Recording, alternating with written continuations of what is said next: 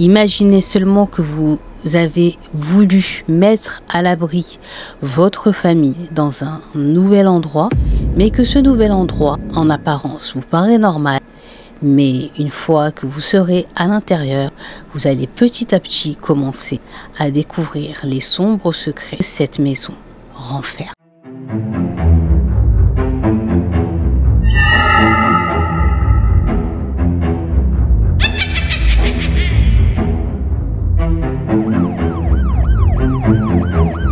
Voilà, cappuccino, cappuccinette, j'espère que vous allez bien. On se retrouve aujourd'hui pour une nouvelle vidéo, une nouvelle story time. Horreur, yeah. Cappuccino, cappuccinette, j'espère que vous allez bien. Donc dites-vous déjà, première des choses, cette vidéo n'était pas prévue, je ne devais pas tourner pour demain, dimanche. Regardez les quelle heure s'il vous plaît, 1h49. Mais cette histoire, je viens de la lire et je pouvais pas ne pas vous la faire. Préfère vous faire une petite vidéo comme ça, inattendue. Donc voilà, je voulais être avec vous ce dimanche, même à 2h du matin. La meuf est folle, mais alhamdoulilah, on a la foi, on a les protections, les invocations. Franchement, il fait trop chaud. Même là, moi, là-bas sur le bureau, en fait, je voulais tourner sans le ventilateur, mais c'est impossible. Je voulais juste dire un truc. Vous voyez, en fait, là, je tourne dans ma chambre en ce moment et j'ai la télé au mur. Et dans le on-ear, j'ai vu une fille qui avait écrit, oui, il y avait une ombre et tout. Mais ce que vous voyez comme ça, c'est la lumière de la télé reflétée sur le on-ear. Alhamdoulilah, ma maison, à part des anges, alhamdoulilah, il n'y a rien. Et quant aux autres, on se retrouve juste après. Yeah. J'espère que vous êtes bien installés. Donc cappuccino, cappuccinette, pour cette nouvelle story time horreur, je vous emmène où? Eh bien, je vous emmène avec moi, Inch'Allah, au Koweït. L'histoire de ce soir, dites-vous qu'elle traumatise jusqu'à aujourd'hui les personnes qui ont vécu cette histoire. Et dites-vous que jamais de leur vie, ils se seraient imaginés se retrouver dans une telle histoire et dans de tels problèmes paranormaux. Donc mes cappuccino, cappuccinette, celui qui nous raconte cette story time horreur, c'est l'aîné de la famille. Donc il se prénomme Hamdan.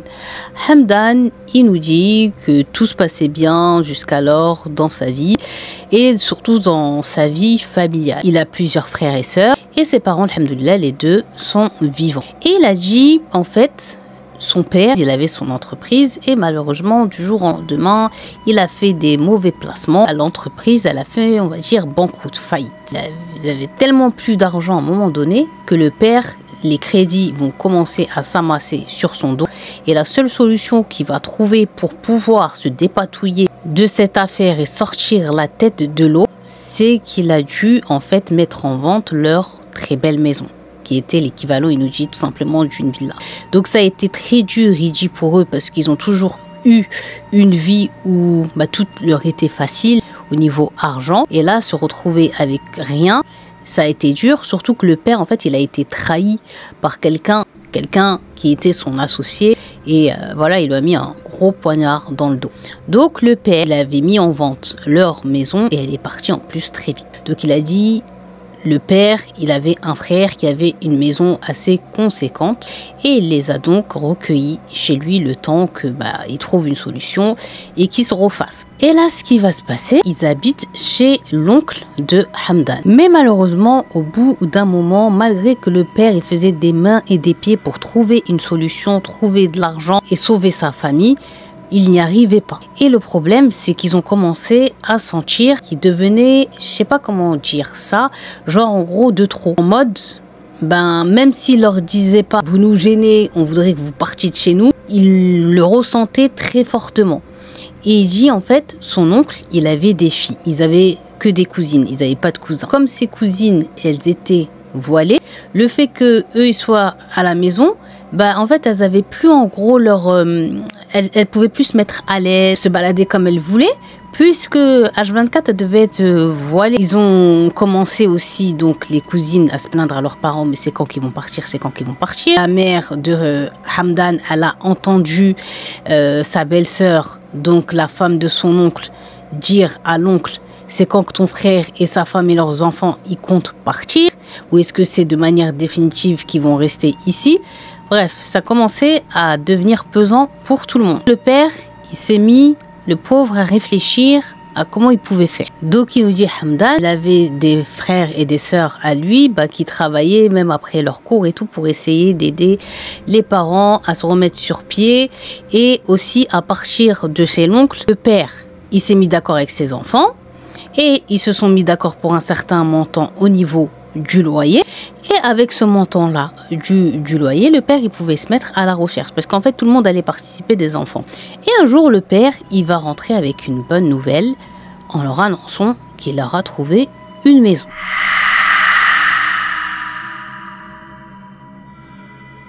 Donc, il aura trouvé très précisément une maison dans le quartier de Slibihat, qui n'est pas très loin d'une très belle mer, d'une très belle plage. Et ils étaient contents.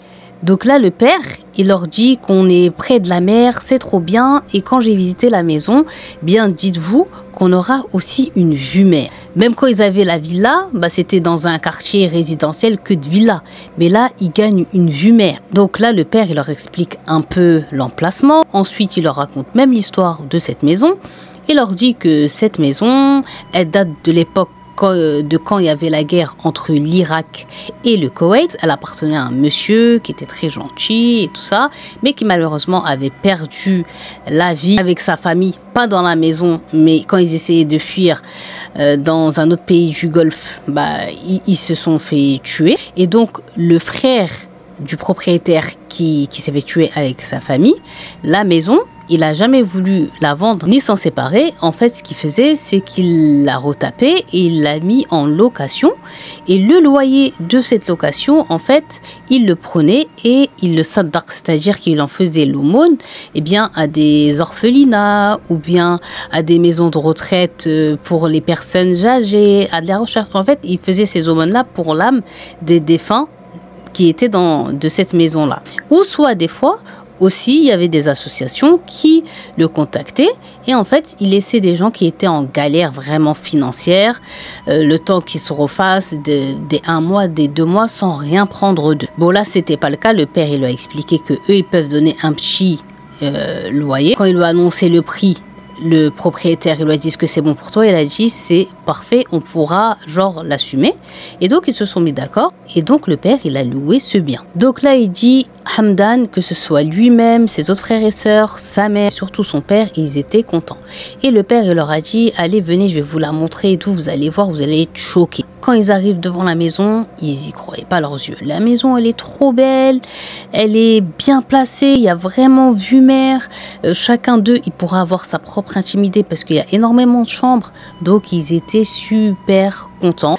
Et les murs, tout est propre, la peinture est faite, les électricités, la plomberie. Franchement, ils ont eu de la chance. Et en gros, le père, il leur a dit, vous voyez, Dieu, il nous a pas abandonnés. Malgré qu'il nous a fermé une porte, avant de la fermer, regardez ce qu'il nous avait préparé. Ils étaient trop heureux. Et donc, Hamdan, il nous dit très clairement, ils ont commencé chacun petit à petit à reprendre espoir et même le père à se motiver parce que pour eux, ça allait être juste une habitation temporaire. Et donc, à ce moment-là, il nous dit Hamdan, nous tous, parents, enfants, on était contents, heureux, remplis de nouveau d'espoir de s'en sortir. Et quand on regardait cette maison, on était heureux et on se sentait bien. Sauf que là, à ce moment-là, que ce soit nous, enfants ou les parents, on ne savait pas que cette maison allait nous faire vivre des dingueries, nous traumatiser jusqu'à aujourd'hui. Et pire encore, une chose que vous découvrirez à la fin de cette vidéo.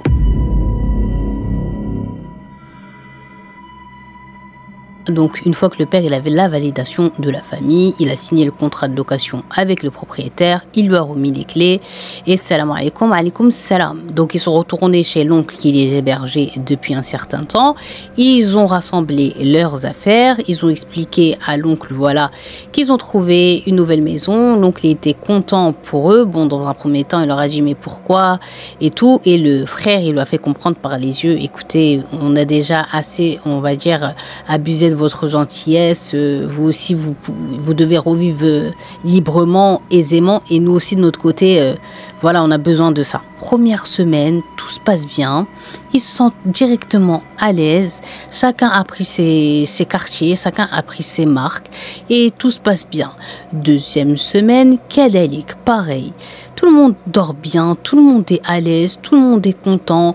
Il y a eu des bagarres pour avoir les chambres qui donnaient sur vue mer. Mais voilà, c'était des petites bagarres insignifiantes. Mais en tout cas, l'harmonie commençait tout doucement à revenir au sein de cette famille. Ça faisait 2 semaines qu'ils habitaient dans cette maison. Il dit un jour, plutôt un soir, il est sorti avec des amis à lui. Ils sont partis manger, ensuite ils sont partis au cinéma et après le film, ils sont partis au bord de mer. Et de là, il a demandé à ses potes, ça y est, voilà, qu'ils voulaient repartir chez lui. Donc les potes, ils le déposent et quand il arrive dans le quartier et quand il arrive devant la maison, plus il s'approche, plus en fait il voit que toutes les lumières de la maison sont éteintes. Donc il s'est dit, c'est pas bizarre, c'est pas chelou. Tout le monde doit être déjà endormi, comme il était presque bientôt 1h du matin. Donc il remercie ses potes, il démarre, il prend sa clé, il ouvre la porte et il commence à traverser le jardin. Et là il arrive devant la porte de sa maison, il sort la clé pour ouvrir la porte. Il ouvre la porte, il rentre et là il commence à entendre son petit frère et ses potes en train de courir. Déjà, il était choqué que ses potes, à cette heure-ci, ils sont encore chez lui.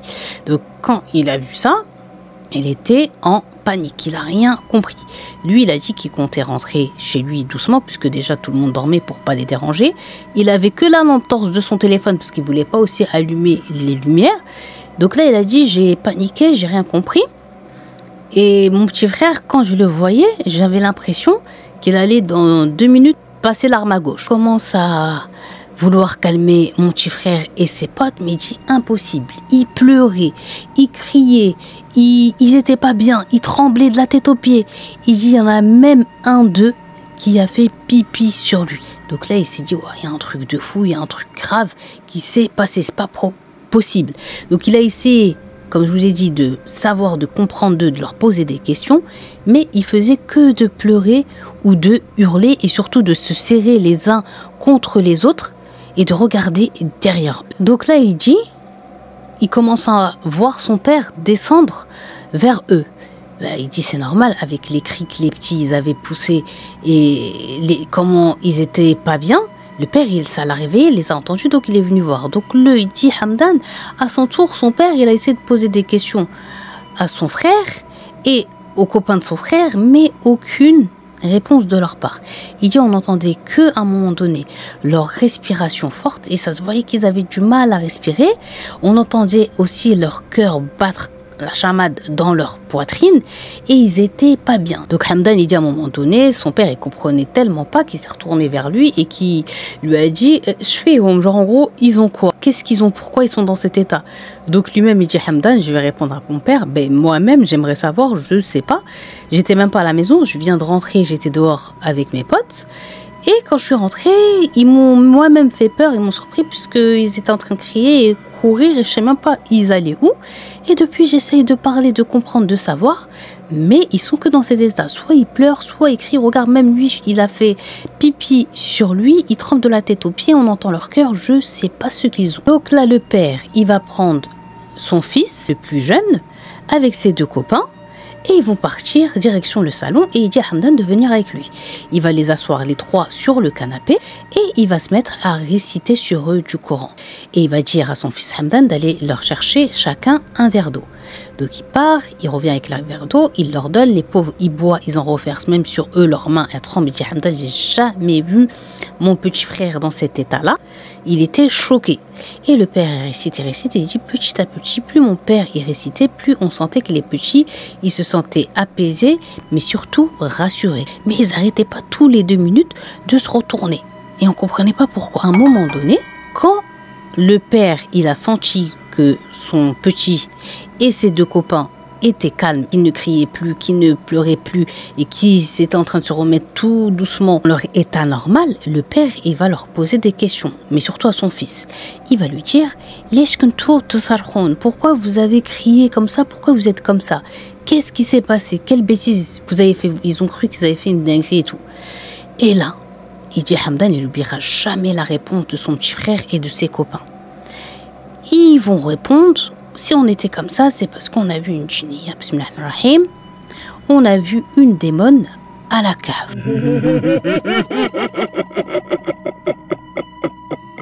Donc à ce moment-là, il dit Hamdan, quand il a entendu ça, il s'est regardé avec son père, et son père, il l'a regardé avec un regard de l'air de lui dire, qu'est-ce qu'ils sont en train d'inventer ou de raconter encore ces 3-là. Donc Hamdan, il dit de nouveau, son père, il va leur reposer la question, mais les 3, ils répondent à chaque fois, nous avons vu une djinniya, bismillahirrahmanirrahim, dans la cave. Et ils en démordent pas. Mais en plus, quand ils le disent, ils sont en panique et ils sont vraiment sérieux. C'est pas une blague. Donc le père, il leur a dit non, sûrement les enfants, vous avez rêvé, vous avez vu peut-être un rat ou bien un chat et vous avez cru que c'était quelque chose et tout ça, vous vous êtes fait peur à vous-même pour rien. Alhamdoulilah, ça fait 2 semaines on habite dans cette maison, il n'y a rien du tout et surtout pas ça. Il ne faut pas penser à ces histoires-là, vous avez simplement, mes enfants, rêvé. Donc Hamdan, concernant cette cave, il dit que eux-mêmes, ils l'avaient vu comme ça une fois en vitef, mais qu'ils n'avaient même pas posé leurs affaires à eux là-bas. Il y a les affaires des anciens propriétaires, des cartons, des choses couvertes avec des draps, mais ça reste une amana, c'est-à-dire ça reste les affaires des gens, donc ici, approche pas. Mais sinon, la cave, pour eux, c'est une cave lambda. Mais là, au vu des dires de son petit frère, Hamdan, il dit, je reste concentré avec lui parce que ça m'intéresse. Mais là, Hamdan, il dit que son petit frère, il va prendre une profonde inspiration et il va dire à son père, écoute, je vais te raconter tout ce qui s'est passé et surtout comment ça s'est passé, mais surtout pourquoi. Donc, le père, il lui a dit, vas-y. Donc là, il dit, voilà, on était en train de jouer avec les garçons à la play. Et les 2 copains, ils étaient venus pour dormir avec le petit frère de Hamdan. Et il dit, à un moment donné, ils ont senti un peu d'ennui. Et ils ont commencé à se raconter chacun des histoires qui font peur. Le petit frère de Hamdan, il va dire à ses 2 potes, mais vous savez que ma maison, là où on habite maintenant, elle date de l'époque de la guerre, patati, patata, et il y a une cave, et apparemment mon père, il a dit, ouais, vous descendez pas dans la cave parce qu'il y a des trucs anciens, ça veut dire que, ça se trouve, elle renferme des secrets. Que diriez-vous qu'on aille l'explorer? Donc, il dit dans un premier temps, ces 2 potes, ils n'étaient pas trop chauds. Surtout que le petit frère, il va leur dire, je pense que la cave, elle est habitée. Parce que la dernière fois, quand j'étais j'ai eu soif pendant la nuit. Et quand je suis passée à côté de la porte de la cave, j'ai entendu du bruit, comme la voix d'une femme. Mais j'ai pas prêté attention. Mais depuis, c'est dans ma tête. Et à chaque fois, j'ai envie d'aller le soir à la cave, mais j'ai peur d'y aller tout seul. Et là, ce soir, comme on est 3, ça va être pour moi la seule occasion. Donc, s'il vous plaît, venez, on fait ce tahaddi. C'est-à-dire, venez, on fait cette épreuve. Donc, le petit frère de Hamdan, il continue, il dit à son frère, donc, au bout d'un moment, on s'est mis d'accord pour faire cette exploration, mais surtout cette épreuve, et on va voir si la cave, elle est habitée ou pas. Donc là, il dit qu'il a entendu que sa mère et ses sœurs et les autres frères s'endorment. Ensuite, ils sont sortis de sa chambre à lui tout doucement. Ils n'ont même pas allumé les lumières. Ils n'avaient qu'une petite, il nous dit, lampe torche Hamdan. Et ils sont arrivés à la cave. Et il décrit comme ça le petit frère en disant que la cave, elle était super moudlima. C'est-à-dire super obscure. Et surtout qu'il sentait une atmosphère assez lourde et bizarre. Et donc, il dit, dans un premier temps, on était encore dans les rires et dans les moqueries, on se faisait même peur, on se surprenait comme ça et tout, mais c'est resté jusqu'alors bon enfant. Le petit frère de Hamdan, il lui dit que sa petite lampe torche, elle va commencer à s'éteindre pour s'éteindre d'un seul coup. Donc il dit là, ils ont commencé à respirer fort et à paniquer. Et elle lui dit non, arrête de blaguer, rallume la lumière. Parce que après, en fait, ce qui éclairait juste à ce moment-là, maintenant la cave, n'étant plus la lampe torche, c'était qu'une petite fenêtre qui laissait rentrer la lumière de l'extérieur, vous savez, des lampadaires, des halogènes extérieurs. Donc, ils étaient en panique parce que ça rentrait qu'un tout petit peu comme ça de lumière.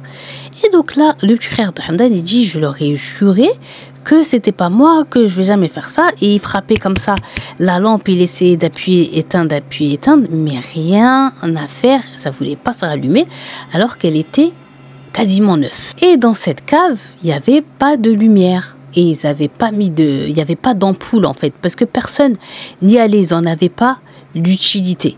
Donc, quand il entend son petit frère dire ça, il se met à sa place, ça devait vraiment, il nous dit, faire peur, surtout pour des gamins. Et à un moment donné, il dit, le petit frère de Hamdan, qu'ils ont entendu du bruit derrière eux.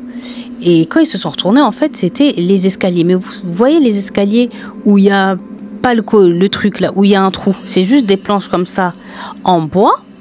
Mais genre, si tu fais pas attention, ton pied peut aller de l'autre côté. Vous voyez ou pas? Je déteste ces escaliers, c'est souvent dans les grands magasins, vous avez des escaliers comme ça.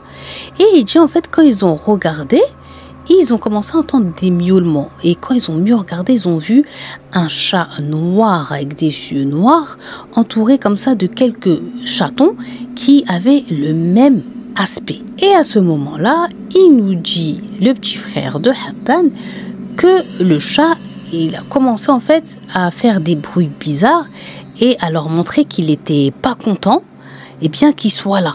Et pourquoi ils étaient là? Genre, il a commencé à être super agressif envers eux. Et les petits chatons qui étaient autour d'eux, je pense que c'était une chatte, et ils se sont mis derrière leur mère, comme si qu'ils étaient apeurés. Donc, quand le petit frère de Hamdan et ses potes, ils se sont rendus compte que ces bruits, tout ça, c'était seulement à cause de ce chat et de ces chatons, ils ont rigolé.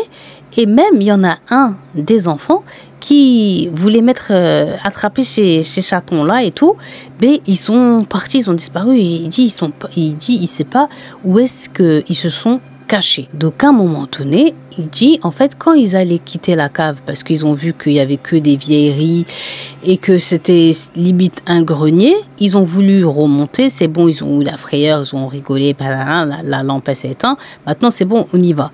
Il dit là, quand ils étaient en train de repartir direction des escaliers, ils vont être attirés par un bruit.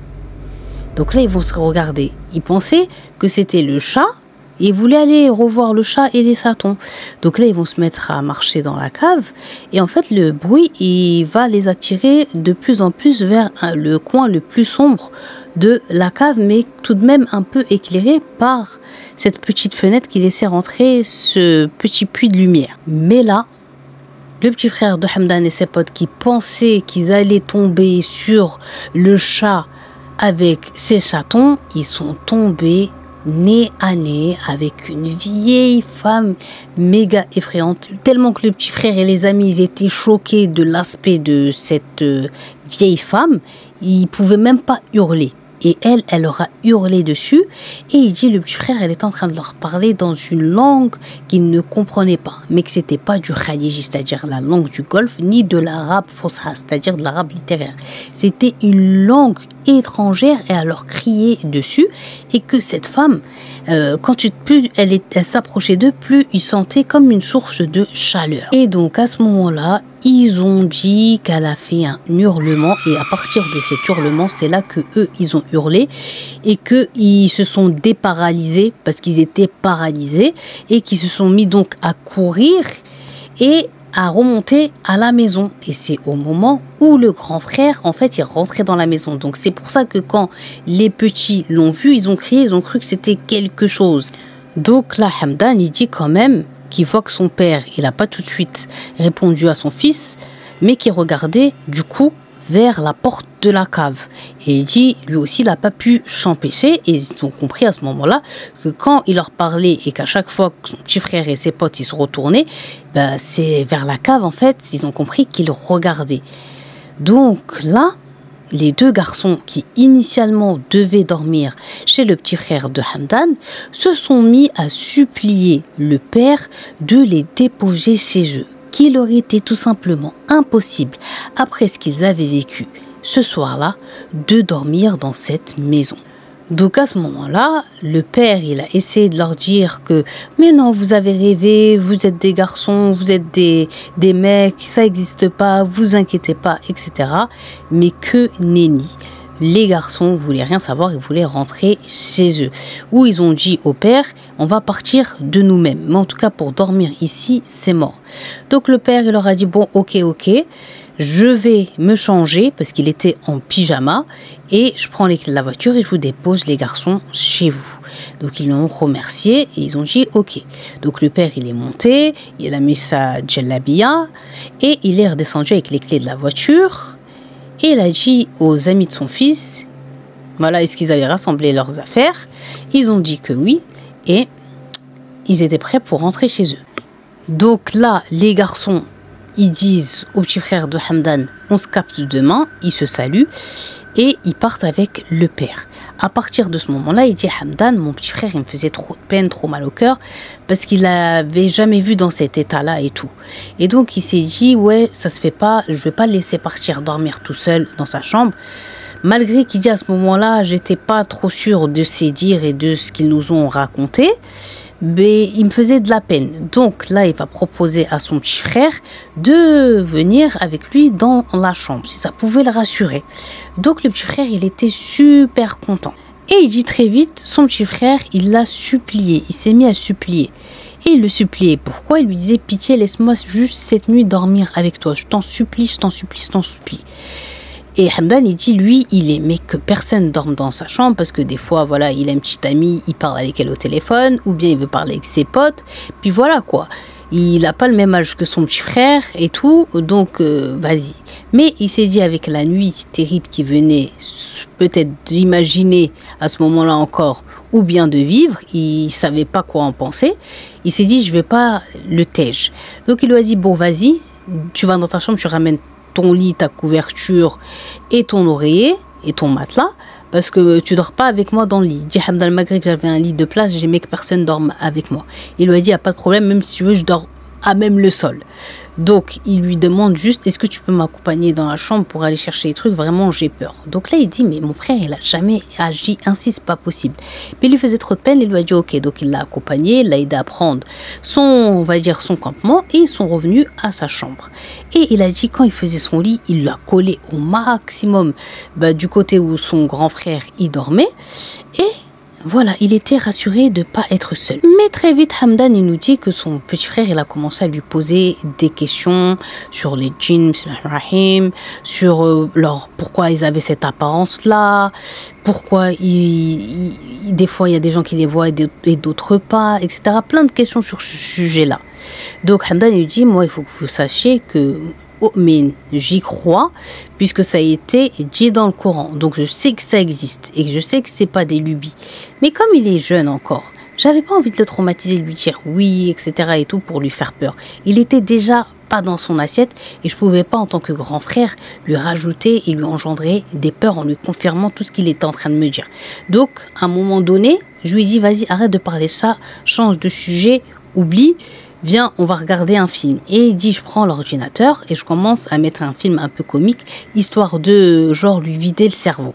Donc, je voulais tellement que mon petit frère, il se sente à l'aise et qu'il se sente bien et surtout qu'il se taise et qu'il finisse par s'endormir que je lui ai dit, tiens, choisis toi-même le film pour mettre, genre, on va dire, dans l'ordinateur sur Netflix et après, essaye de t'endormir. Donc, il dit, on commence à regarder le film et très vite, la porte, d'un seul coup, bam, elle s'ouvre. Donc on a sursauté nous deux, j'allume la lumière, mais en fait on a respiré parce qu'en fait c'était notre père. Et il dit le père il s'était mis en pyjama et tout. Et là le père il a commencé à crier. Et il dit d'un coup d'un seul, son père il a regardé son petit frère et il lui a posé cette question. Genre en gros pourquoi tu dors pas dans ta chambre. Pourquoi tu dors là? Donc là, Hamdan, il regarde son petit frère et il voit que son petit frère, il a peur de répondre à son père.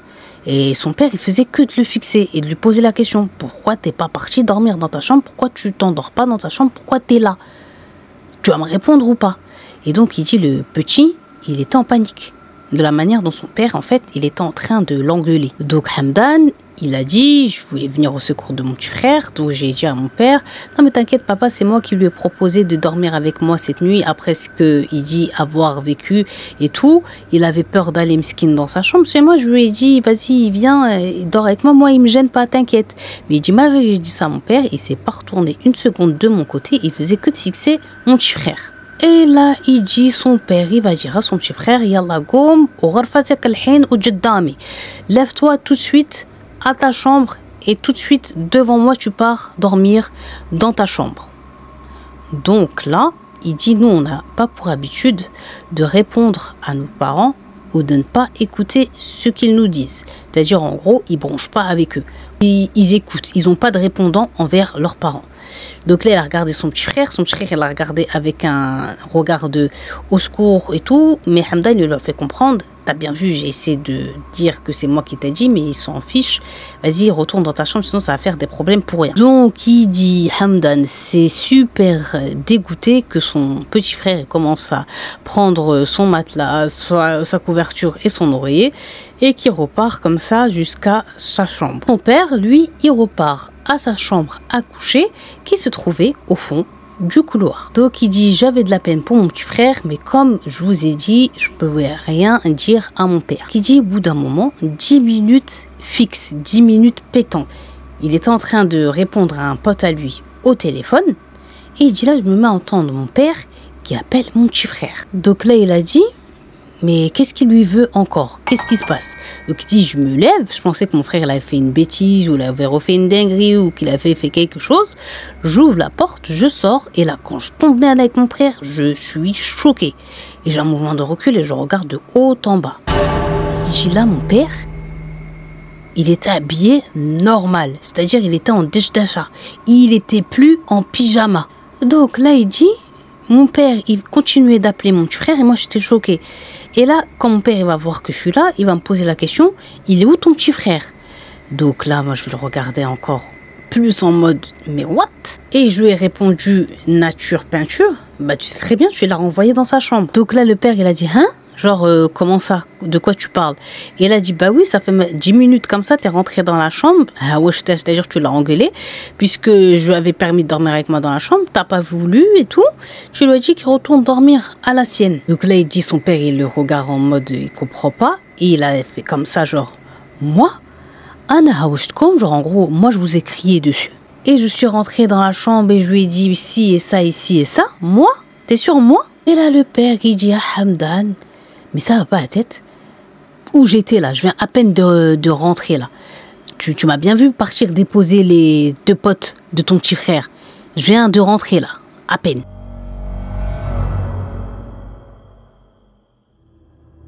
Qu'est-ce qui t'arrive toi aussi à être comme ton petit frère et à inventer des histoires? Encore lui, s'il invente, on va dire qu'il est jeune, qu'il est petit, ça va avec lui, mais toi, Hachem, genre en gros, et honte, c'est un homme. T'as pas à mentir comme ça va pas ou quoi? Même si tu veux faire une blague, c'est pas drôle. Donc Hamdan, il dit hors de question que mon père, il pense que je suis un gamin, que je suis un menteur et que j'ai inventé tout ça. Donc il a dit, je lui ai raconté dans les mois de détail quand il est rentré dans la chambre, tel pyjama il avait, comment il a engueulé le petit frère, comment moi-même aussi, il m'a même pas calculé et quand j'ai essayé de lui dire de le laisser dormir dans la chambre et tout. Le père, il le regardait, il était choqué et il savait plus quoi penser. Et à un moment donné, le père, il a dit, écoute, j'ai mal à la tête. Arrête s'il te plaît. De toute façon, c'est pas ça l'important maintenant. Et je veux juste savoir ton petit frère comment il va. Vu l'état des 2 potes dans la voiture, comment ils étaient mal en point, je m'inquiète pour ton petit frère. Je veux savoir s'il va bien. Donc la Hamdan, de nouveau, il dit à son père, bah il est dans sa chambre. Il lui dit le père, ok. Et il le voit, il dit comme ça, partir direction de la chambre de son petit frère. Il dit donc moi je tape un demi-tour, plein de questionnements dans ma tête, il est sérieux et tout. Mais il a dit ouais, il avait encore même les clés de la voiture dans la main. Et il était en d'achat, donc c'est pas possible, c'est bizarre. Donc là, il dit, je commence à peine à rentrer dans ma chambre. Et là, de nouveau, dinguerie. Puisque dites-vous que quand le père de Hamdan il va arriver dans la chambre de son jeune fils, il va être choqué. Et si choqué, qu'il va se mettre à hurler le prénom de Hamdan et le prénom de sa femme en les suppliant de venir urgemment. Et donc là, il dit, moi je sors, je cours, j'entends ma mère qui ouvre la porte de sa chambre aussi qui court, et mes sœurs et mes autres frères. Et on arrive tous dans la chambre de notre petit frère, et là on voit notre père allongé auprès de lui. Le petit frère, en fait, il était sur le sol, il avait les deux mains comme ça, il était tout droit comme ça, et surtout tout son pyjama, son cou, son menton et tout, dites-vous que tout était en sang, et qu'il voyait que il appuyait comme ça sur sa langue et il n'était pas bien et il regardait, ses yeux ils étaient bloqués dans un coin et il tremblait, il faisait un son bizarre. Donc il dit quand ses sœurs ils ont vu ça, ils ont hurlé, les garçons ils sont partis auprès de leur père essayant d'ouvrir les mains, de réveiller le petit, mais il était dans cette posture là. Il dit en plus dans la chambre du petit il faisait une chaleur, il dit mais insupportable, et la mère elle était à deux doigts de s'évanouir quand elle a vu tout le sang de son fils. Donc là le père il a dit il faut qu'on le prenne et qu'on le ramène aux urgences, sauf que quand il dit ils essayent de le soulever du sol, de le porter, il dit lui il est tout mince, son petit frère, il dit malgré qu'il y avait ma force, la force de mon père, de mes autres frères, même mes sœurs qui elles ont combattu leur peur et leur choc, elles ont essayé de venir nous aider à le porter avec ma mère. Imagine tout le monde qu'on était, on n'arrivait pas. Il était devenu super lourd. C'est que quand mon père il a commencé un peu à réciter du Coran, que son corps il a repris un peu un poids normal. Donc là il dit ils l'ont pris, le petit frère, et ils ont couru avec lui jusqu'à la voiture du père. Il dit dans un premier temps, c'était moi qui devais accompagner mon père à l'hôpital. Mais ma mère, elle était partie mettre sa abaya et elle a dit hors de question, c'est moi qui vais avec mon fils, toi tu restes à la maison avec tes petits frères et tes petites sœurs et c'est toi qui es le responsable. Et donc les parents avec le petit frère, ils sont partis direction les urgences et eux ils restent à la maison. Donc là il dit à partir de ce moment-là, mes autres frères et sœurs et moi-même, on ne savait pas qu'on allait vivre une véritable nuit d'horreur. Cette nuit, il dit, elle est passée pour nous comme si c'était 1000 nuits et non une seule, tellement qu'on vive des dingueries.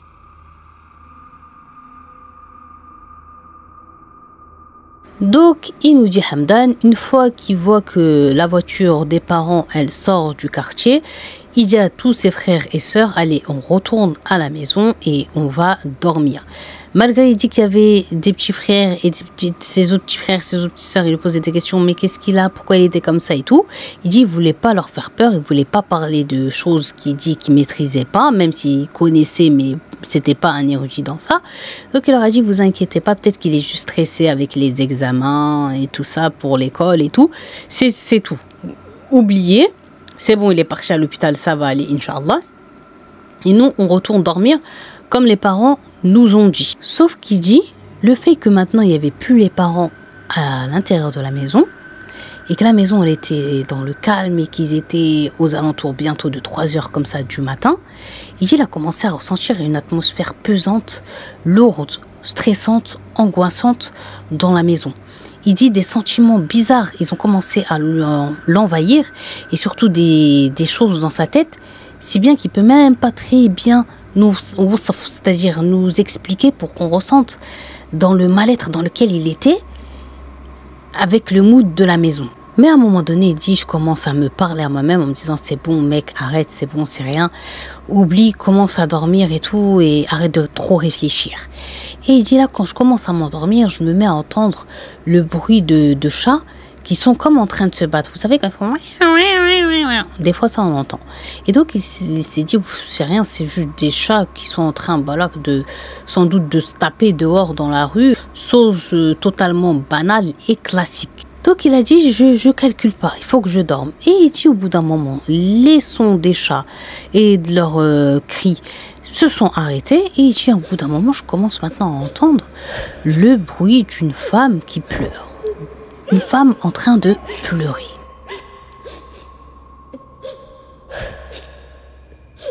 Donc il dit, dans un premier temps, il pensait qu'il rêvait. Mais quand il a vu que ça continuait, de plus en plus ça devenait fort, il s'est redressé sur son lit, il a écouté, et vraiment il y avait une femme qui était en train de pleurer. Donc il dit la hurma, une femme qui pleure, ça peut être qui? Donc il dit je me lève, je sors de ma chambre et instinctivement et logiquement, je me dirige vers la chambre de mes sœurs, pensant que c'est l'une d'entre elles sans doute qui pleure par inquiétude pour le petit frère. Sauf que là, quand j'ouvre la porte de la chambre de mes sœurs, elles sont toutes là et elles sont toutes endormies. Aucune d'entre elles n'est réveillée ni en train de pleurer. Pourtant, j'entends toujours ces pleurs. Et donc là, il dit, je commence à être inquiet et un peu à paniquer. Vu que toutes mes sœurs sont là et sont endormies, c'est pas elles qui pleurent. Et vu que ma mère, elle est aux urgences avec mon petit frère à des kilomètres de là avec mon père, aux urgences, il n'y a pas d'autres personnes avec nous. Pourtant, les pleurs, c'est même pas de la rue, c'est même pas de l'extérieur. C'est de l'intérieur de la maison qu'il y a une femme qui est en train de pleurer. C'est quoi ce délire? Mais là, il dit, je pouvais pas rester comme ça. Il fallait que je comprenne, que je sache et que je vois s'il y avait quelque chose à voir. Donc il dit, je m'arme de courage et je commence à descendre vers l'étage du bas, vers le premier, pour essayer de comprendre et de savoir d'où viennent ces pleurs. Donc là, Hamdan, il dit que quand il arrive au premier étage de leur maison, il voit que le premier étage, il est complètement plongé dans l'obscurité. Pourtant, il est sûr qu'il a laissé, vous savez, les lampes comme celle-ci là, genre allumées pour que quand les parents et le petit frère ils rentrent, si ils viennent à rentrer et qu'il fait encore nuit, eh bien, ils rentrent pas dans l'âme, ils rentrent pas dans l'obscurité. Il y a une lumière au moins les lumières qui les accueillent. Mais là, les lumières qu'il avait, je vous ai dit, laissées allumer lui-même, elles étaient éteintes. Et à un moment donné, il dit, il se remet toujours, voilà, il entendait la voix de cette femme pleurer, mais maintenant aussi, les chats, ils avaient repris. Donc là, il était choqué. Et il s'est dit, il faut qu'il sache. Donc il s'est mis à suivre Masdar al-Sawt, c'est-à-dire le bruit de pleurs et de chats qu'il entendait, il s'est mis à suivre ce son. Et là, il dit, plus je m'avance, et plus je marche, et plus je vois que ces sons-là me mènent bien à la cave, la fameuse cave où mon petit frère dit avoir vu des choses avec l'appui du témoignage de ses deux potes qui ont tout confirmé. Les sons proviennent de là-bas. Comment c'est possible? Donc là, il dit, je suis devant la porte de la cave et celle-ci, j'en suis sûr que quand il y avait encore mon père, elle était complètement fermée. Là, elle est entrouverte, mais très légèrement. Et j'entends vraiment que ça vient de là-bas, les bruits des chats et les pleurs de cette femme. Et là, c'est-à-dire, je suis perdu. Je me tâtonne, je me pose des questions. Je vais voir, je descends. Ou non, il ne faut pas que j'aille voir. Mais imagine que c'est quelque chose de logique, que c'est un squatteur, une squatteuse qui sont là. Il faut qu'on comprenne, il faut qu'on sache. Donc là, il dit, quand même, il n'est pas trop rassuré. Et il dit là, Hamdan, je suis là, mes cappuccinos, cappuccinettes. Ah, même, je pense à ce que je dois faire. Et là, je me dis, il faut que je pense à m'abonner à la chaîne de Isis Cappuccino et à lui mettre son like dès maintenant parce que la pauvre, il est 3h01 du matin et elle raconte une histoire. Donc, il faut lui mettre son like et il faut s'abonner à elle et surtout partager cette dinguerie.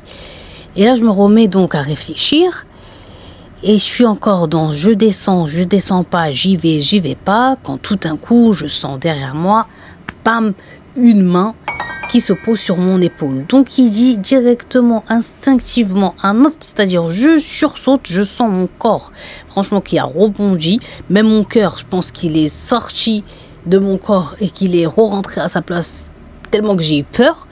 Et tout de suite, j'ai dit Bismillah ar-Rahman ar-Rahim, A'oudh billahi minash shaitanir rajim. C'est quoi ça? Et quand je me suis retournée,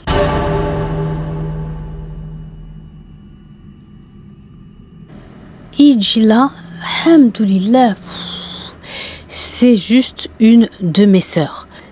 Il dit là, moi j'avais déjà fermé, dites-vous, ma main, prêt à mettre une droite à une chose bizarre. Heureusement que ma sœur elle a esquivé au bon moment, tellement que j'étais dans la panique. Et je lui dis, mais ça va pas, t'es une malade. Est-ce qu'on surprend les gens comme ça? On s'annonce, on tousse, on fait quelque chose et tout. Et là, sa sœur, elle va lui dire, oui, mais écoute, je t'ai entendu ouvrir la porte de la chambre, je t'ai vu nous regarder et repartir et j'ai trouvé que tu avais l'air inquiet. Et donc, je t'ai suivi. Donc là, il lui a dit directement, et je fais que t'es sahabin waraï. Genre, en gros, mais pourquoi tu me suis déjà? Elle lui dit, bah, comme je t'ai dit, quand tu as ouvert la porte de la chambre, en fait, ça m'a réveillée parce que je suis pas trop bien, en fait.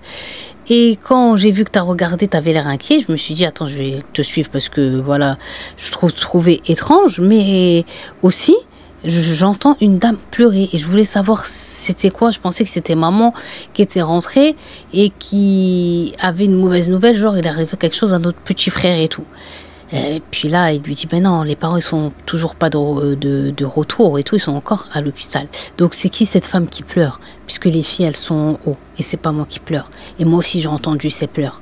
Donc là, Hamdan, il a regardé sa sœur, et il lui a dit, moi aussi, je sais pas, mais regarde, écoute. Et là, quand ils ont écouté, ils entendent que ça vient de la cave, et ils entendent les chats. Donc, ils sont en panique. Quand ils ont réentendu ça, et qu'il a redit plus fort du Coran et tout, il a dit, ça s'est arrêté. Et là, il dit, purée, est-ce que mon frère, en fait, il n'a pas dit depuis la vérité et que c'est des choses. Si ça disparaît dès qu'ils entendent le prénom de Dieu, dès qu'ils entendent les invocations et les protections et surtout du Coran, ça veut dire que c'est des trucs, on est d'accord. Mais il a dit, je devais faire mon rôle de protecteur, de grand frère et surtout aussi, je devais rassurer mon cœur. Donc, il dit à sa petite sœur qu'il va descendre voir dans la cave ce que c'était. Et voilà, sait-on jamais. Donc, il dit sa petite sœur, elle a essayé de l'en dissuader. Mais il a dit non, qu'il va y aller. C'est pas sa petite sœur, elle en plus, elle est très moqueuse. Le lendemain, elle va raconter, oui, il avait peur, il était comme si tout, c'est un trouillard. Donc, il a dit, donc il avait plus le choix de faire machine arrière. Donc là, il dit, il commence à ouvrir la porte.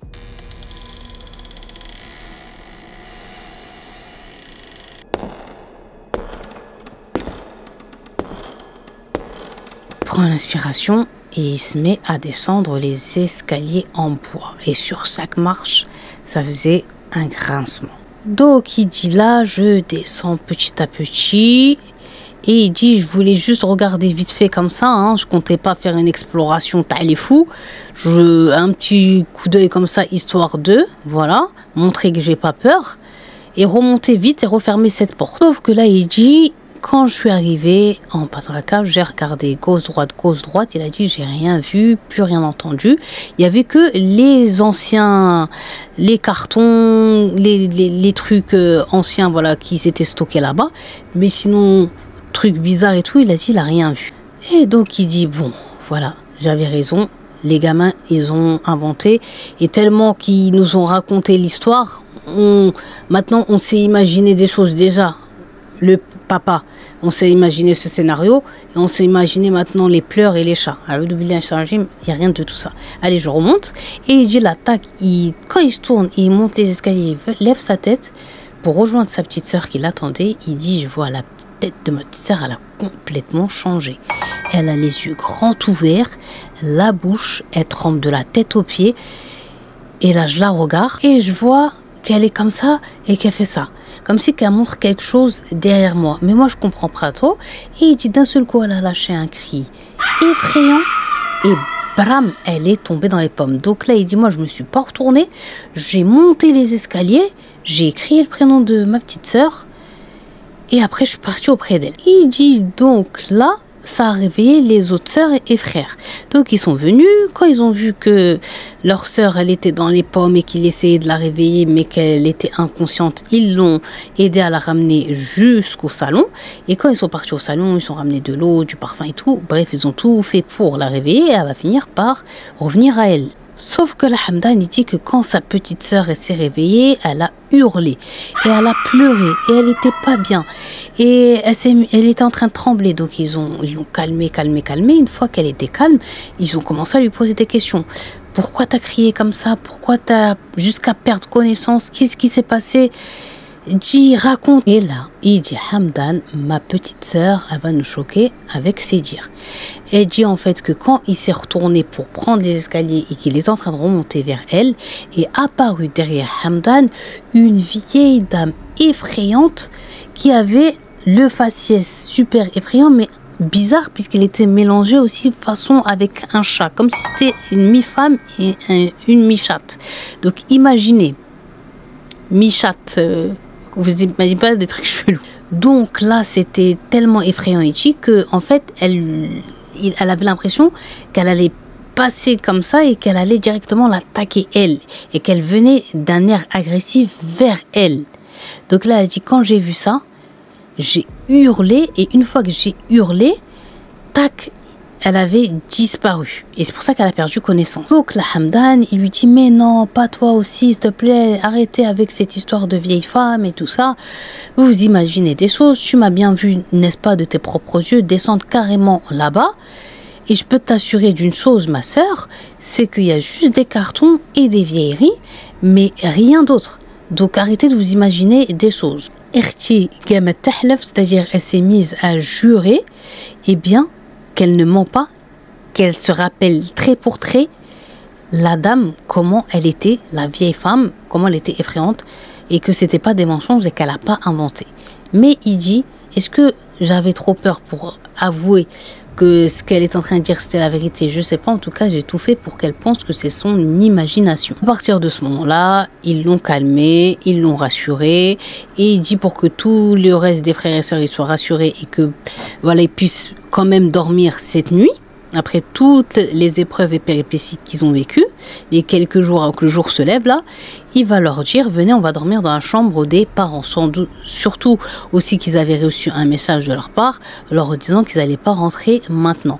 Donc il leur a dit, venez, on va dormir dans la chambre des parents, comme ça au moins on est tous ensemble, et comme ça on n'a pas peur. Et Inch'Allah, quand papa et maman demain y rentrent, on leur raconte ce qui y est arrivé. Donc il dit, malgré que j'avais entendu les pleurs d'une femme et les bruits des chats, en fait j'étais mitigée encore. Je me disais non, c'est pas possible, alors que en fond de moi je savais que je rêvais pas et que ma petite sœur sans doute aussi, ce qu'elle a dit c'est la vérité, mais mon cerveau il était tellement pas prêt à affirmer ça que je réfutais et que je mettais ça que sur le compte de l'imaginaire. Donc quand ils sont partis dormir dans la chambre des parents, il dit, alhamdoulilah, ils ont fini un à un par s'endormir et rien de bizarre n'est arrivé jusqu'au matin. Ils ont dormi d'une traite. Donc il dit, le lendemain, voilà les parents qui rentrent en fin d'après-midi avec le petit frère. Il dit, son frère, il était très pâle, avec des cernes et fatigué. Et quand il parlait avec lui et tout, il avait du mal, le petit frère, à leur répondre, puisque sa langue, elle était encore trop blessée, donc il avait mal, donc il ne pouvait pas bien parler comme il en avait l'habitude. Donc directement, ce qui s'est passé, c'est que les sœurs, elles ont pris en charge le petit frère et elles ont dit qu'elles vont rester avec lui parce qu'il leur a dit qu'il voulait, il leur a fait comme ça, je veux aller dormir. Il était trop épuisé. Et donc il a dit, quand il est resté avec ses autres frères et ses parents, il a dit quand même, je vais leur dire ce qui s'est passé après leur départ à l'hôpital. Les chats, la voix de la femme, après l'évanouissement de sa sœur parce qu'elle a dit qu'elle a vu une femme et c'est bizarre, elle l'a décrit comme l'a décrit le petit frère et tout.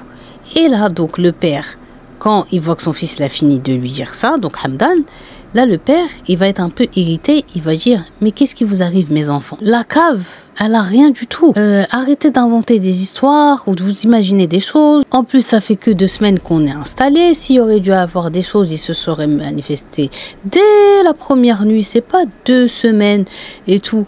Non, il n'y a rien. Il faut que vous arrêtiez, s'il vous plaît. En plus, voilà, on vient, alhamdoulilah, Dieu vient de nous envoyer un toit sur la tête.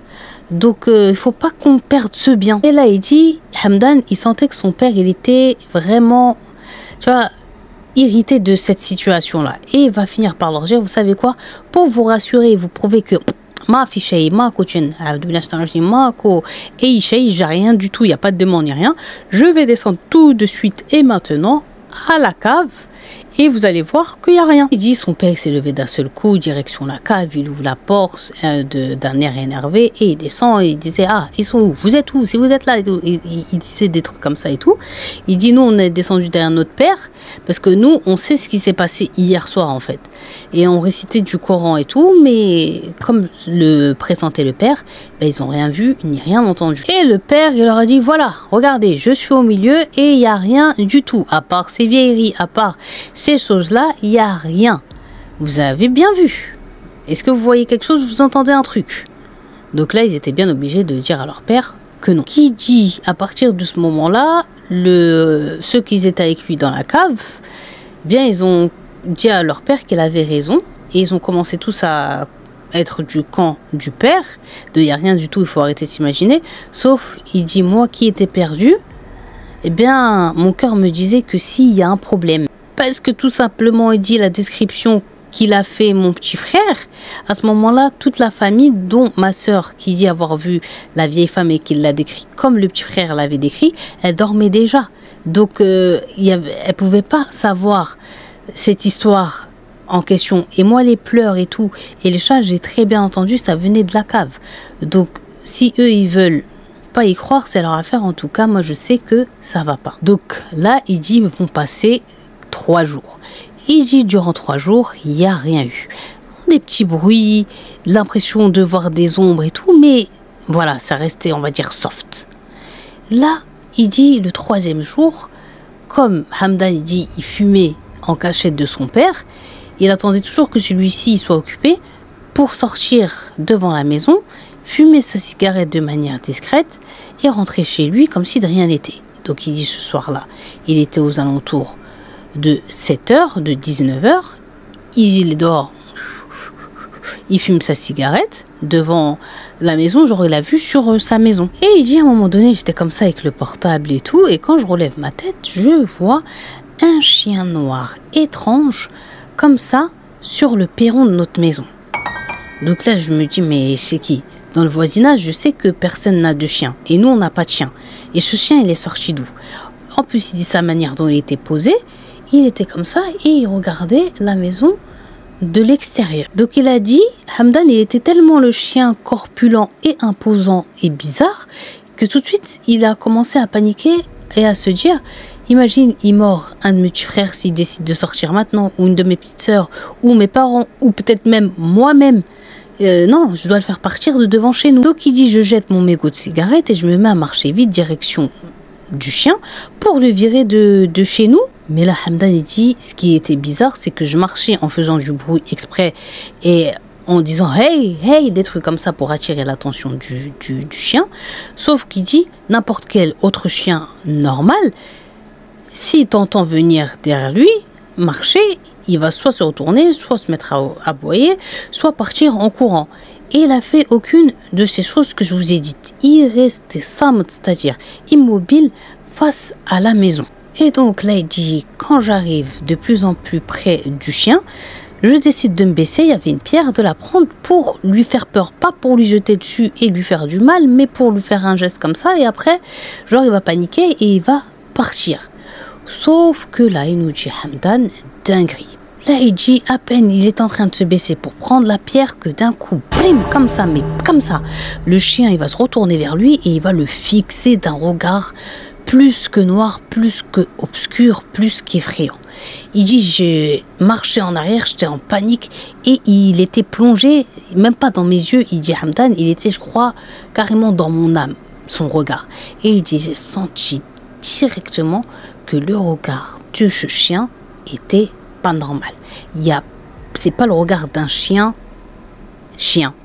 d'un chien normal. Ça se voit que c'est autre chose. Donc instinctivement, Hamdan, il nous dit que dès qu'il avait vu ses yeux et surtout son regard, il avait dit Bismillah ar-Rahman ar-Rahim, tellement qu'il était maintenant, c'est-à-dire sûr et certain que c'est pas un chien normal, c'est sans doute quelque chose qui est sous l'apparence d'un chien. Et directement, il dit, quand j'avais dit Bismillah ar-Rahman ar-Rahim, le chien, il s'est mis à aboyer et il a couru, il s'est enfui, il a disparu dans l'obscurité. Et il s'est dit, bon, c'est Bismillah ar-Rahim, je veux pas savoir ce que c'était ou c'est quoi ce qui vient de se passer, je veux juste oublier. Et il a dit, je voulais juste rentrer chez moi. Et là, il dit que directement, quand il rentre chez lui, il voit dans un des salons sa mère debout de dos avec une abaya et son foulard. Donc il dit, quand j'ai vu ma mère avec sa abaya, je savais qu'elle allait sortir. Et si elle va faire des courses ou quelque chose, bah, je vais lui dire que je l'accompagne. Comme ça, je pourrais l'aider. Donc je lui dis, Yemma, inti win betrouhin, genre en gros, maman, tu comptes aller où? Tu vas où? Mais aucune réponse de la part de sa mère.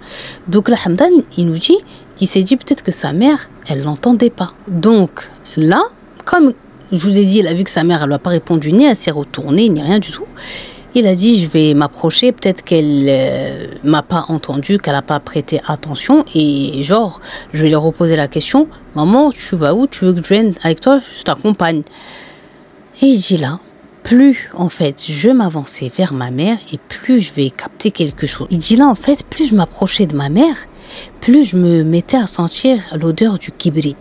Kibrit, c'est l'odeur du soufre, mais mélangée comme à du brûlé aussi, comme de la chair brûlée. Il dit une odeur trop bizarre. Et moi, ma mère, c'est la femme la plus coquette. Même quand on est devenu, voilà, entre parenthèses, pauvre, elle avait toujours ses parfums, ses bourrours, ça c'est mort. Ça, son hygiène, vous lui coupez pas. Et ma mère, c'est la femme qui sent le plus bon au monde. Donc là, sentir d'elle, ça m'a rebuté, ça m'a même choqué. Donc, je lui ai reposé la question, elle m'a pas regardé, donc j'ai décidé de faire le tour comme ça, genre, tac, pour venir devant elle, elle a regardé, elle dit, oh maman, ouh, depuis tout à l'heure je te parle, pourquoi tu me calcules pas et c'est quoi cette odeur? Et là, il nous dit que quand tac, il a fait le tour et il est venu devant sa mère, eh bien, c'était pas sa mère. Pourtant, de dos, c'était la même forme.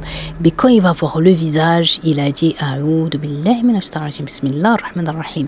Il a commencé à réciter du Coran et à hurler. Il a dit c'était le visage d'une vieille femme mélangé comme un visage d'animal et surtout celui d'un chat. Et là, tac, il se rappelle de ce que son petit frère lui a raconté avec ses deux potes et la description que la petite sœur lui a donnée il y a 3 jours de ça après s'être réveillée de son évanouissement. Et là, en fait, il avait donc cette chose, cette femme, cette démon devant lui. Directement, il dit, quand j'ai dit Bismillahir-Rahmanir-Rahim, les protections, elle a fait un hurlement et elle a disparu. Au même moment où ma petite sœur, celle qui l'avait vue, qui s'était évanouie, elle vient en courant vers moi me demandant qu'est-ce qui se passait. Je lui ai dit, mais t'as pas entendu le cri? Il dit, non, je t'ai entendu que toi crier. Et là, il dit, j'avais du mal à respirer, c'est pas possible. Je pensais que c'était des mensonges ou un rêve ou votre imagination. Et là, il lui dit, mais calme-toi, reprends tes esprits, raconte-moi pourquoi t'as crié comme ça, pourquoi t'as crié comme ça. Il lui dit, mais comment ça se fait que t'es descendu aussi vite et tout? Et lui dit, non, parce que j'étais dans la cuisine en train de me faire un petit truc à manger et quand je t'ai entendu, c'est normal, je vais venir en courant, mais qu'est-ce qui s'est passé? Et là, il va lui dire, la femme que tu m'as dit, la vieille, je l'ai vue avec la abaya et tout ça et tout ça. Et avec le visage animal, elle lui dit, t'as vu, je t'ai pas menti. Là, t'as bien vu de tes yeux. Donc là, Hamdan, il a dit à sa petite sœur, les au basse. Jusque là, allez, Allah, stop, ça y est, on peut plus supporter, on va pas vivre comme ça, on peut plus vivre dans un truc pas normal, dans une maison bizarre. Non, on peut plus. Il faut que ça s'arrête tout de suite. Il faut que j'aille parler à papa et lui raconter ce qui s'est passé. Elle lui a dit, vas-y, je vais t'épauler, je vais venir avec toi. Et à deux, peut-être, on va réussir à le convaincre et à lui faire rentrer dans la tête que la maison, elle n'est pas normale et qu'il y a des choses qui habitent ici. Donc il dit Hamdan, ils se mettent en direction, ils arrivent à peine dans la chambre, ils disent au père, est-ce qu'on peut te parler? Le père il dit oui, il commence à peine à raconter qu'ils entendent, il dit d'un coup d'un seul, le petit frère hurler de sa chambre et là ils se remettent à courir en direction de celle-ci. Donc là, il dit, quand ils sont arrivés, le petit frère, il était dans un coin de sa chambre, les jambes repliées comme ça sur lui-même, et en train de se balancer et crier et pleurer. Il avait sur les bras des griffes et ça saignait comme s'il venait de se battre avec des chats et tout. Il était vraiment pas bien. Donc lui, son père, après tout le reste de la famille est venu. Le père, il a mis la main sur la tête de son fils et il a dit à sa femme, ramène le Coran. Il l'a ouvert et il était en train de réciter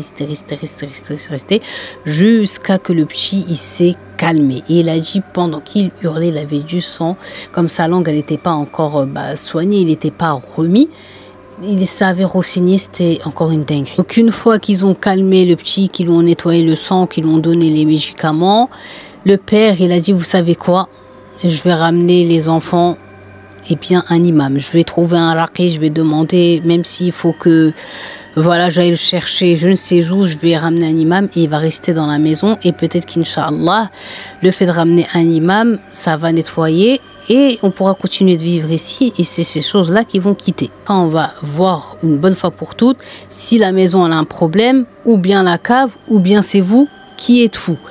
Donc le père, il a trouvé, suite au conseil de plusieurs personnes, ils l'ont dirigé vers un imam d'une quarantaine d'années d'origine égyptienne. Donc cet imam s'appelait Abu Rami. Quand il est venu, il a commencé à réciter dans la maison le Coran.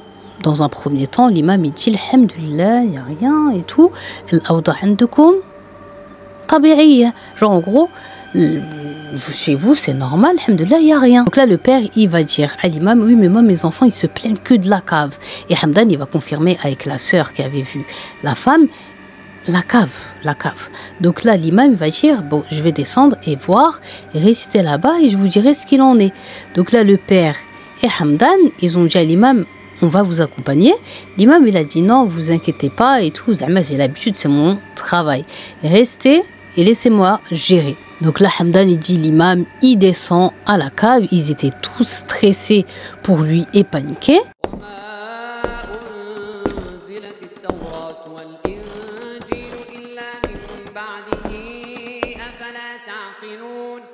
Mais là, ils l'entendent qui récite le Coran et il va rester à réciter le Coran dans la cave, un peu plus comme ça d'une demi-heure, jusqu'au moment où ils vont assister à une scène qui les marque jusqu'à aujourd'hui. Et ce qui va se passer, c'est qu'ils vont entendre que la voix de l'imam, elle va s'arrêter de réciter, mais pas de parler, puisqu'ils vont l'entendre tenir une discussion avec la voix d'une femme, mais qui n'est la voix d'une femme d'aucune des femmes de la maison, c'est-à-dire c'est pas la mère, elle est à l'étage avec eux, et toutes les filles aussi. Donc c'est quoi cette voix? Et la voix, elle était rauque, impressionnante, et l'imam il discute véritablement. Sauf que eux, ils entendent la voix, mais ils comprennent pas les paroles que ça dit, mais l'imam, lui, comment il parle, ils le comprennent, le bas fluide, comme ça quoi. Et donc il dit directement, quand on a entendu parler comme ça, on était tous choqués parce que on se savait tous ensemble en haut. On n'a aucun autre étranger quoi. Donc il parle avec qui? C'est quoi cette dinguerie? Le père et Hamdan, ils nous disent, ils étaient tellement intrigués qu'ils vont décider de descendre à la cave pour comprendre et savoir c'était qui, puisqu'ils entendaient la voix. Donc quand ils sont arrivés en bas, directement quand l'imam il les a entendus et après qu'il les a vus, il s'est retourné vers eux.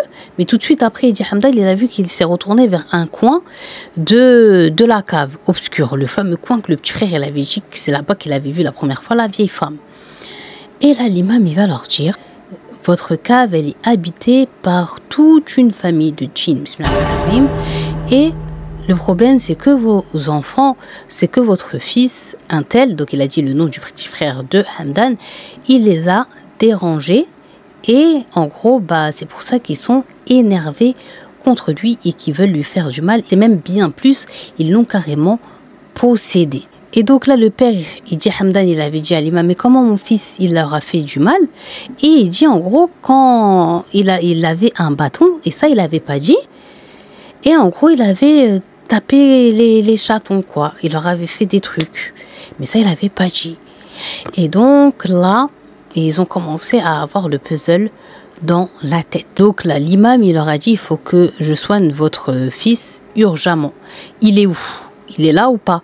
Donc là, le père, il a dit oui, et ils sont montés avec Hamdan et tout dans la chambre du petit. Il dit, le petit, quand il a ouvert la porte, comme ça, l'imam, il était assis sur le lit, et il a tourné la tête, et il faisait des sourires, et il respirait fort, et genre, en gros, il voulait lui dire de dégager, mais l'imam, voilà, il a récité, il nous dit sur lui, Hamdan, lui et son père et les frères, ils étaient à bout de force, tellement que c'était fort le truc qui était dans son corps, mais l'imam il n'a pas lâché l'affaire.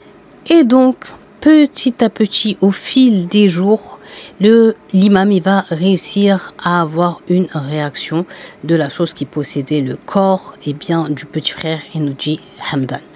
Et la chose elle va parler en disant que si ils veulent qu'ils ne le tuent pas et qu'ils s'en prennent pas à d'autres membres de la famille et qu'ils leur fassent des dingueries. Tout simplement qu'ils quittent la maison puisqu'ils ne peuvent plus vivre avec eux, vu que leur fils, en parlant du petit frère de Hamdan, avait fait du mal à l'un des leurs. Donc, s'ils ne veulent pas vivre le véritable enfer, qu'ils partent et qu'ils quittent s'ils tiennent à leur vie.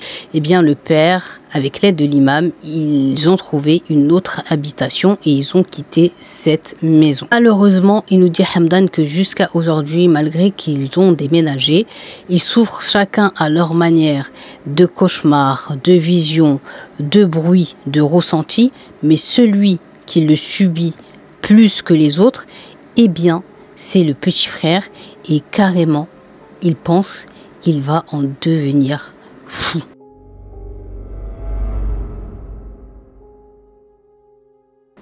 Tellement que les choses l'ont traqué.